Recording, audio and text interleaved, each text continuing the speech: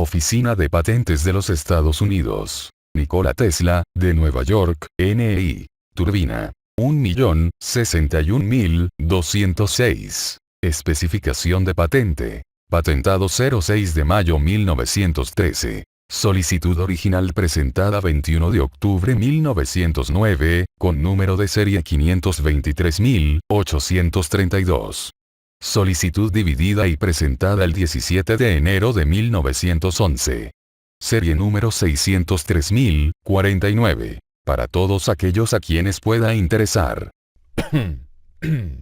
Es sabido que yo, Nikola Tesla, un ciudadano de los Estados Unidos, con domicilio en Nueva York, en el condado y estado de Nueva York, he inventado ciertas nuevas y útiles mejoras en motores y turbinas rotatorias, de las cuales la siguiente es una completa, clara y exacta descripción. En la aplicación práctica de la energía mecánica, basado en el uso de fluidos como el vehículo de la energía, se ha demostrado que, con el fin de lograr la economía más alta, los cambios en la velocidad y dirección del movimiento del fluido deben ser lo más graduales como sean posibles.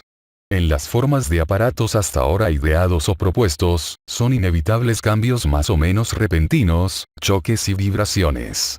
Además, el empleo de dispositivos habituales para impartir o derivar la energía de un fluido, tales como pistones, paletas, álabes y palas, necesariamente introducen numerosos defectos y limitaciones y se suma a la complicación, el costo de producción y el mantenimiento de las máquinas. El objeto de mi invención es superar estas deficiencias y efectuar la transmisión y transformación de energía mecánica a través del manejo de fluidos de una manera más perfecta y por medios más simples y más económicos que los empleados hasta ahora. Puedo lograr esto haciendo que el fluido de propulsión se mueva en caminos naturales o líneas de corriente de menor resistencia, libre de restricciones y perturbaciones como en aquellas ocasionadas por dispositivos de paletas o afines, y para cambiar su velocidad y dirección del movimiento por grados imperceptibles, evitando así las pérdidas por variaciones bruscas mientras que el fluido está impartiendo energía. Es bien sabido que un fluido posee, entre otras, dos propiedades sobresalientes, la adhesión y viscosidad. Debido a estos, un cuerpo sólido propulsado a través de un medio tal se encuentra con un impedimento peculiar conocido como resistencia lateral o resistencia de la piel, que es doble, uno derivado del choque del fluido contra las asperezas de la sustancia sólida, y el otro de oposición de las fuerzas de separación molecular. Como una consecuencia inevitable, una cierta cantidad del fluido es arrastrado por el cuerpo en movimiento. A la inversa, si el cuerpo se colocara en un fluido en movimiento, por las mismas razones, es impulsado en la dirección del movimiento. Estos efectos, en sí mismos, son de observación diaria, pero creo que soy el primero en aplicar de una manera práctica y económica en la propulsión de fluidos o de su uso como agentes motrices. En una demanda presentada por mí el 21 de octubre de 1909, número de serie 523.832, de la cual este caso es una división, he ilustrado los principios subyacentes en mi descubrimiento que se concreta en un aparato diseñado para la propulsión de fluidos. Los mismos principios, sin embargo, son capaces de cumplirse también en ese campo de la ingeniería mecánica que se ocupa del uso de fluidos como agentes motrices, pues mientras en este último caso en algunos aspectos de las operaciones son directamente opuestos a la que se reúnen en la propulsión de fluidos, y aunque los medios empleados pueden diferir en algunos aspectos, las leyes fundamentales aplicables en los dos casos son las mismas. En otras palabras, la operación es reversible, pues si el agua o aire a presión son admitidos en la abertura que constituye la salida de una bomba o un soplador como se describe, el canal se pone en rotación por la razón de las propiedades peculiares de fluido que, en su movimiento a través del dispositivo, imparte su energía al mismo. La presente solicitud, que es una división de la mencionada, está destinada especialmente para describir y reclamar mi descubrimiento anteriormente expuesto, en la medida en que se apoya sobre el uso de fluidos como agentes motrices, a diferencia de las aplicaciones de la misma a la propulsión o la compresión de los fluidos. En los dibujos, por lo tanto, he ilustrado solo la forma del aparato diseñado para la conversión termodinámica de la energía, un campo en el que las aplicaciones del principio tienen el mayor valor práctico. La figura 1 es una vista parcial de extremo, y la figura 2 una sección transversal vertical de un motor o turbina giratoria, construido y adaptado para ser operado de acuerdo con los principios de mi invención. El aparato comprende un canal compuesto por una pluralidad de discos rígidos planos 13 de diámetro adecuado, la forma adecuada para un eje 16, y se mantiene en posición sobre la misma por una tuerca roscada 11, un desnivel 12, y las arandelas intermedias 17. Los discos tienen aberturas 14 adyacentes al eje y los radios 15, que puede ser sustancialmente rectos. En aras de la claridad, son ilustrados unos pocos discos, con espacios de separación relativamente amplios. El canal está montado en una carcasa que comprende dos piezas de fundición 19, que contienen los rodamientos para el eje 16, indicados pero no mostrados en detalle. Cajas de empaquetadura 21 y 20. Las salidas de piezas moldeadas finales están unidas por un anillo central 22, que está perforado con un círculo de diámetro ligeramente mayor que el de los discos, y se han embridado extensiones 23, y entradas 24, en los que se insertan puertos terminales o boquillas 25. Ranuras circulares 26 y se proporcionan laberintos de embalaje 27 en los lados del canal. Tuberías de suministro 28, con válvulas 29, están conectados a las extensiones de brida del anillo central, una de las válvulas está normalmente cerrada. Para una comprensión más precisa y completa del principio de funcionamiento, es ventajoso tener en cuenta en primer lugar las acciones que tienen lugar cuando el dispositivo se utiliza para la propulsión de fluidos, para lo cual supóngase que la potencia se aplica al eje y el canal puesto en rotación en dirección en el sentido de las manecillas del reloj.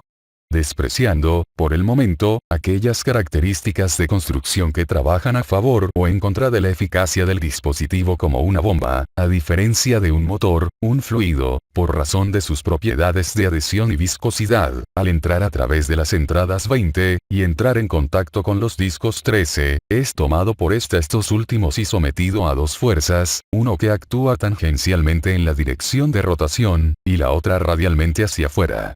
El efecto combinado de estas fuerzas tangenciales y centrífugas es para propulsar el fluido con el aumento de la velocidad de forma continua en una trayectoria en espiral hasta que llega a una salida periférica adecuada de la que se expulsa.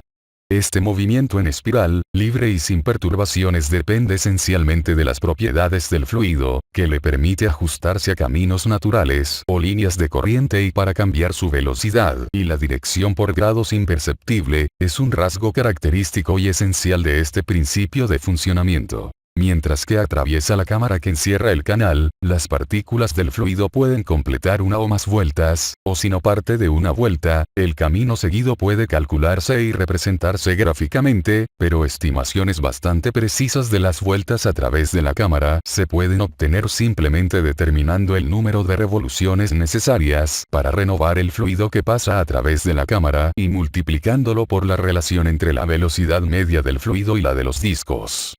He encontrado que la cantidad de fluido impulsado de esta manera, es decir, en igualdad de condiciones, es aproximadamente proporcional a la superficie activa del canal y a su velocidad efectiva. Por esta razón, el rendimiento de tales máquinas aumenta a un ritmo muy alto con el aumento de su tamaño y la velocidad de revolución. Las dimensiones del dispositivo en su conjunto, y el espaciamiento de los discos en cualquier máquina dada, estarán determinados por las condiciones y requisitos de casos especiales. Se puede afirmar que la distancia de separación debe ser la mayor, cuanto mayor sea el diámetro de los discos, el camino en espiral más largo del fluido y la mayor viscosidad. En general, la separación debe ser tal que toda la masa del fluido, antes de abandonar el canal, se acelera a una velocidad casi uniforme, no muy inferior a la de la periferia de los discos bajo condiciones normales de trabajo, y casi igual a cuando la salida es cerrada y las partículas se mueven en círculos concéntricos. Considerando ahora la operación inversa de la descripción anterior y suponiendo que el fluido bajo presión se le permite pasar a través de la válvula en el lado de la flecha sólida, el canal será puesto en rotación en una dirección hacia la derecha, el fluido que viaja en una trayectoria en espiral y con la disminución de la velocidad continuamente hasta que alcanza los orificios 14 y 20, a través del cual se descarga. Si se permitiera al canal girar libremente, en cojinetes casi sin fricción, en el borde se alcanzará una velocidad que se aproxima cercana al máximo de la del fluido adyacente y la trayectoria en espiral de las partículas será comparativamente larga, consistiendo de muchas vueltas casi circulares. Si la carga se pone y el canal es más lento, el movimiento del fluido se retarda, las vueltas se reducen, y el camino se acorta. Debido a una serie de causas que afectan el rendimiento, es difícil formular una regla precisa que sería aplicable en general, pero se puede afirmar que, dentro de ciertos límites, y bajo las mismas condiciones, el torque es directamente proporcional al cuadrado de la velocidad del fluido relativa con respecto al canal y el área efectiva de los discos y, a la inversa, de la distancia que los separa. La máquina, en general, realiza su trabajo máximo cuando la velocidad efectiva en el canal es la mitad de la del fluido. Pero para lograr la economía más alta, la velocidad relativa o deslizamiento, para cualquier rendimiento dado, debe ser tan pequeña como sea posible. Esta condición puede ser a cualquier grado deseado aproximado al aumentar el área activa de y reduciendo el espacio entre los discos. Cuando se emplea un aparato de la clase descrita para la transmisión de potencia, ciertas desviaciones de similitud entre el transmisor y el receptor son necesarias para asegurar los mejores resultados. Es evidente que, cuando se transmite potencia desde un eje a otro por tales máquinas, cualquier relación deseada entre las velocidades de rotación se puede obtener mediante una selección adecuada de los diámetros de los discos, o mediante la organización de forma adecuada, del transmisor, el receptor o ambos. Pero puede señalarse que en un aspecto, al menos, las dos máquinas son esencialmente diferentes. En la bomba, la presión radial o estática, debido a la fuerza centrífuga, se añade a la tangencial o dinámica, aumentando así el empuje efectivo y ayudando en la expulsión del fluido. En el motor, por el contrario, la primera presión nombrada, siendo opuesta a la de suministro, reduce el empuje efectivo y la velocidad de flujo radial hacia el centro. De nuevo, en la máquina propulsada un gran par de torsiones siempre deseable, esto propone un mayor número de discos y menor distancia de separación, mientras que en la máquina de propulsión, por numerosas razones económicas, el esfuerzo de rotación debe ser el menor y la velocidad la mayor practicable. Muchas otras consideraciones, que naturalmente se sugieren, pueden afectar el diseño y la construcción, pero lo anterior se cree que contiene toda la información necesaria al respecto. Con el fin de poner de manifiesto una característica distintiva, asumir, en primer lugar, que el medio motriz admitido en la cámara de discos a través de un puerto, que es un canal que se atraviesa con una velocidad casi uniforme. En este caso, la máquina va a funcionar como un motor rotativo, el fluido en continua expansión en su camino tortuoso a la toma central. La expansión se lleva a cabo principalmente a lo largo del camino en espiral, para la difusión hacia el interior está la oposición de la fuerza centrífuga debido a la velocidad de giro y por la gran resistencia a la extracción radial. Es de observar que la resistencia al paso del fluido entre las placas es, aproximadamente, proporcional al cuadrado de la velocidad relativa, que es máxima en la dirección hacia el centro e igual a la velocidad tangencial plena del fluido. El camino de la menor resistencia, necesariamente tomado en obediencia a una ley universal del movimiento es, prácticamente, también el de menos velocidad relativa. A continuación, asuma que el fluido es admitido en la cámara de disco no a través de un puerto, sino por una tobera divergente, un dispositivo de conversión completo o una parte, la expansiva en velocidad de energía.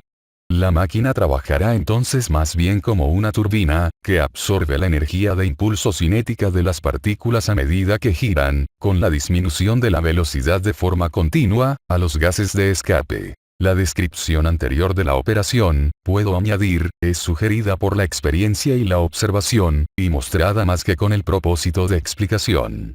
El hecho innegable es que la máquina funciona, tanto expansiva e impulsivamente. Cuando la expansión de las boquillas es completa, o casi, la presión del fluido en el espacio de holgura periférica es pequeño. Como la boquilla se hace menos divergente y su sección ampliada, la presión se eleva, finalmente se aproxima a la del suministro. pero la transición de la puramente impulsiva a la acción expansiva puede no ser continua a lo largo, a causa de estados y condiciones críticas y comparativamente grandes variaciones de la presión, puede ser causada por pequeños cambios de velocidad de la boquilla. En el anterior se ha supuesto que la presión de suministro es constante o continuo, pero se entenderá que la operación será, esencialmente el mismo si la presión sea fluctuante o intermitente, como que, debido a las explosiones que ocurren en más o menos rápida sucesión. Una característica muy deseable, característica de las máquinas construidos y operados de acuerdo con esta invención, es su capacidad de inversión de rotación. Figura 1, mientras que ilustrativo de un caso especial, puede ser considerada como típica a este respecto. Si se cerró la válvula de la mano derecha apagado y el fluido suministrado a través de la segunda tubería, el canal se hace girar en la dirección de la flecha punteada, la operación, y también el rendimiento sigue siendo el mismo que antes, el anillo central se perfora un círculo con este propósito en vista. El mismo resultado puede obtenerse de muchas otras maneras por diseñados especialmente para válvulas, puertos o boquillas para invertir el flujo, la descripción de los cuales se omite aquí en interés de la simplicidad y la claridad. Por las mismas razones, pero un puerto o boquilla operativa se ilustra lo que podría ser adaptado a una voluta, pero no se ajusta mejor que un orificio circular. Se entenderá que un número de entradas adecuadas puede ser proporcionado alrededor de la periferia del canal para mejorar la acción y que la construcción de la máquina se puede modificar de muchas maneras. Otra cualidad valiosa y probablemente única de tales motores o motores primarios se puede describir por la construcción y la observancia de las condiciones de trabajo. La presión centrífuga, la oposición al paso del fluido adecuado, puede, como ya se ha indicado, hacerse casi igual a la presión de alimentación cuando la máquina está en marcha inactiva. Si la sección de entrada es grande, pequeños cambios en la velocidad de revolución producen grandes diferencias en el flujo que se mejora aún más por las variaciones concomitantes en la longitud de la trayectoria en espiral. Una máquina de autorregulación de este modo se obtiene teniendo un parecido sorprendente con un motor eléctrico de corriente continua a este respecto que, con grandes diferencias de presión inyectadas en un amplio canal se evita a través del mismo, en virtud de la rotación el flujo del fluido. El empuje centrífugo aumenta con el cuadrado de las revoluciones, o incluso más rápidamente, y con acero de alto grado o grandes velocidades periféricas modernas son practicables, es posible alcanzar más fácilmente esa condición en una sola máquina etapa, si el canal es de gran diámetro. Obviamente este problema se ve facilitado por la combinación, como se entenderá por los expertos en la técnica. Independientemente de la importancia económica, esta tendencia que es, hasta cierto punto, común a los motores de la descripción anterior, es de especial ventaja en el funcionamiento de las unidades grandes, ya que ofrece una salvaguarda contra el funcionamiento prolongado y destrucción. Además de esas ventajas, tan importante motor posee muchas otras ventajas, tanto constructivas y operativas. Es simple, ligero y compacto, con sujeción a poco desgaste, barato y excepcionalmente fácil de fabricar, así que pequeños espacios libres y trabajos de fresado precisos no son esenciales para un buen rendimiento. En funcionamiento es fiable, sin válvulas, contactos deslizantes o problemáticas paletas. No es influenciado por el aire, en gran medida independiente de la eficiencia de la boquilla y adecuado para altas así como para bajas velocidades del fluido y velocidades de revolución. Se entenderá que los principios de construcción y operación anteriores que se establecen generalmente, son capaces de realizarse en las máquinas de las formas más ampliamente diferentes, y adaptado para la mayor variedad de propósitos. En mi presente memoria he tratado de describir y explicar solo las aplicaciones generales y típicas del principio que creo soy el primero en darse cuenta y hacerlo útil. Lo que pretendo es 1. Una máquina adaptada para ser propulsada por un fluido que consiste en la combinación con una carcasa que tiene puertos de entrada y salida en las porciones periféricas y centrales, respectivamente, de un rotor que tiene superficies planas espaciadas entre las cuales el fluido puede fluir en espirales naturales y acción adhesiva y viscosa que le imparten su energía de movimiento al rotor, tal como se describe. 2. Una máquina adaptada para ser propulsada por un fluido, que comprende un rotor compuesto por una pluralidad de discos planos separados, montados sobre un eje y abiertos en o cerca del mismo, una carcasa que encierra con una entrada periférica o entradas, en el plano de la discos, y una salida o salidas en su porción central, como se describe. 3. Un motor rotativo adaptado para ser propulsado por la acción adhesiva de un fluido viscoso en continua expansión que comprende en combinación una carcasa que forma una cámara, una entrada o entradas tangencial a la periferia de la misma, y una salida o salidas en su porción central, con un rotor compuesto por discos espaciados montados sobre un eje, y abierto en o cerca de la misma, tal como se describe. 4.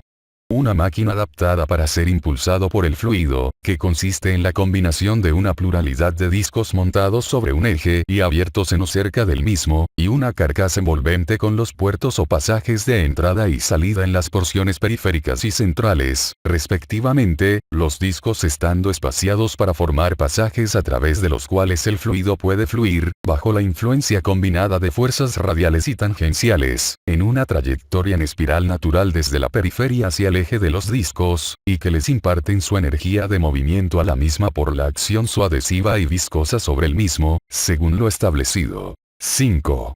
Una máquina adaptada para ser propulsado por un fluido que comprende en combinación una pluralidad de discos espaciados montados de forma giratoria y que tiene superficies planas, una carcasa envolvente y puertos o pasajes de entrada y de salida adyacentes a la periferia y el centro de los discos, respectivamente, como se ha establecido. 6.